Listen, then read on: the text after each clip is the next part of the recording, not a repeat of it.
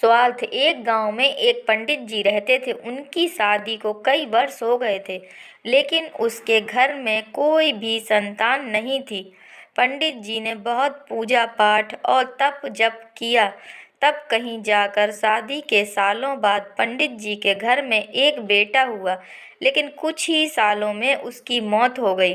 पंडित जी जब शमशान में क्रियाकर्म के लिए अपने बेटे को लेकर पहुंचे तो पंडित जी मोहवश क्रियाकर्म नहीं कर पा रहे थे।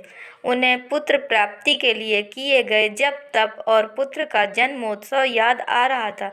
चूंकि बच्चा काफी छोटा था, इसीलिए उसे परंपरा अनुसार जलाने की बजाय भूमि में दफनाना था। शमशान में एक गिद्ध और एक सियार रहते थे। दोनों शव देखकर बड़े खुश हुए। दोनों ने व्यवस्था बना रखी थी कि दिन में सियार मांस नहीं खाएगा और रात में गिद्ध नहीं खाएगा। सियार ने सोचा, यदि पंडित जी ने दिन में ही शव रखकर चले गए तो उस पर गिद्ध का अधिकार होगा, इसीलिए क्यों न अंधेरा होने तक ब्राह्मण को बातों में फंसाकर रखा जाए। वहीं गिद्ध ताक में था कि शव के साथ आए परिवार के लोग जल्द से जल्द जाएं और वह उसे खा सके। गिद्ध पंडित के पास गया और उससे वैराग्य की बातें शुरू की। गिद्ध ने कहा, मनुष्यों, आपके दुखों का कारण यही मोह माया ही है। संसार में आने से पहले हर प्राणी की आयु तय हो जाती है।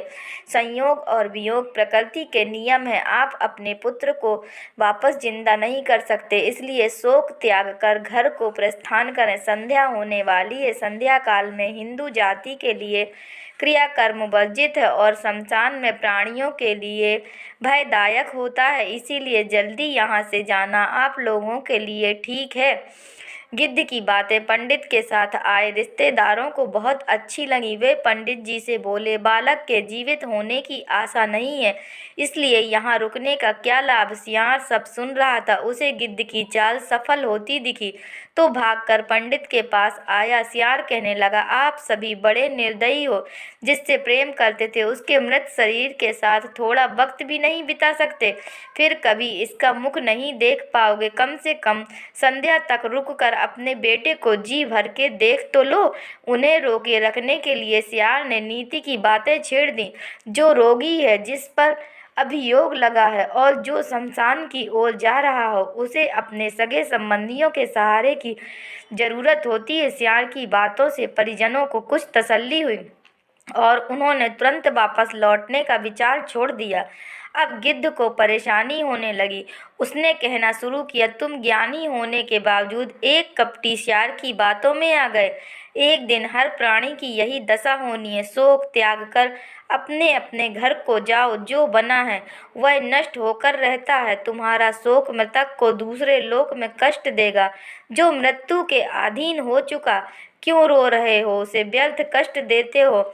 लोग चलने को हुए तो सियार फिर शुरू हो गया, यह बालक जीवित होता तो क्या तुम्हारा वंश न बढ़ाता।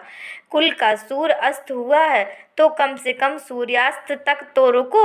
अब गिद्ध को चिंता हुई। गिद्ध ने कहा, मेरी आयु 100 वर्ष की है।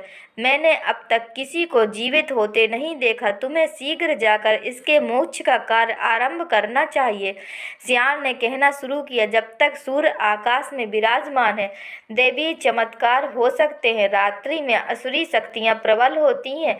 मेरा सुझाव है, थोड़ी प्रतीक्षा कर लेनी चाहिए। सियार और गिद्ध की चालाकी में फंसा पंडित परिवार तय नहीं कर पा रहा था कि क्या करना चाहिए। पंडित जी ने बेटे का सिर गोद में रखा और जोर जोर से विलाप करने लगे। उसके विलाप से शमशान कांप उठा। उसी समय शंकर जी व पार्वती जी संध्या भ्रमण के लिए निकले। पंडित जी जोर जोर से विलाप कर रहे थे। पार्वती जी ने बिलखते परिजनों को देखा तो दुखी हो गई। उन्होंने महादेव से बालक को जीवित करने का अनुरोध किया। महादेव प्रकट हुए और उन्होंने बालक को जीवित कर दिया तथा उसे लंबी आयु का वरदान दिया। गिद्ध और सियार दोनों देखते रह गए। गिद्ध और सियार के लिए भगवान ने कहा, तुमने प्राणियों को उपदेश तो दिया, लेकिन उसमें सत्वाना की नहीं बल्कि तुम्हारे स्वार्थ छिपा था। इसीलिए तुम्हें इस योनि से जल्दी मुक्ति नहीं मिलेगी, क्योंकि तुम दोनों ने दूसरे के दुख में भी अपना स्वार्थ देखकर बनावटी दुख जताया है। दोस्तों, अगर यह कहानी आपको पसंद आई है तो कृपया लाइक कीजिए, शेयर कीजिए और चैनल को सब्सक्राइब कीजिए। धन्यवाद।